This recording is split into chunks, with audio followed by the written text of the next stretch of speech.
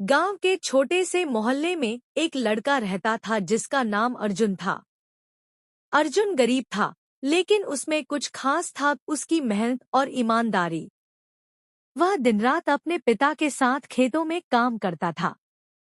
उसकी माँ घर के काम में व्यस्त रहती थी और छोटी बहन स्कूल जाती थी। अर्जुन का सपना था कि वह बड़ा आदमी बने, लेकिन उसके पास साधन नहीं थे। उसके गांव में किसी के पास ज्यादा कुछ नहीं था। हालांकि अर्जुन का विश्वास था कि मेहनत से कुछ भी हासिल किया जा सकता है। एक दिन अर्जुन के गांव में एक बड़ा आदमी आया, जो शहर से था। उसका नाम राघव था और वह खेती में नए तरीके अपनाने की योजना बना रहा था। उसने गांव के हर एक घर में जाकर लोगों से बात की, लेकिन अधिकांश लोग पुराने तरीके से खेती करने में ही संतुष्ट थे।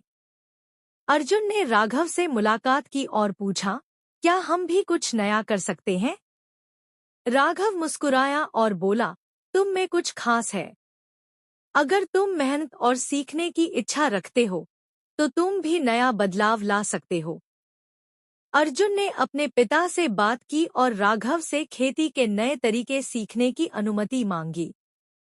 पहले तो पिता को यह विचार ठीक नहीं लगा, लेकिन अर्जुन के दृढ़ निश्चय को देखकर उन्होंने उसकी मदद करने का निर्णय लिया। अर्जुन ने राघव से नई तकनीकों को सीखा और अपने खेत में लागू किया। धीरे धीरे उसकी फसल पहले से कहीं ज्यादा उपजाऊ होने लगी।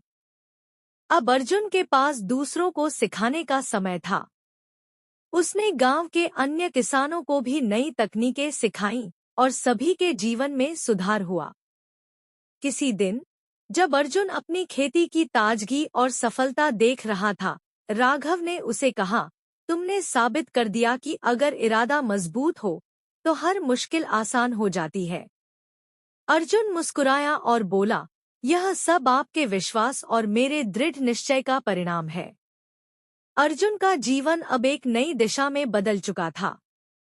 वह जानता था कि कठिनाइयां आ सकती हैं, लेकिन अगर व्यक्ति अपने लक्ष्य पर टिके रहे, तो हर परेशानी का हल निकल सकता है।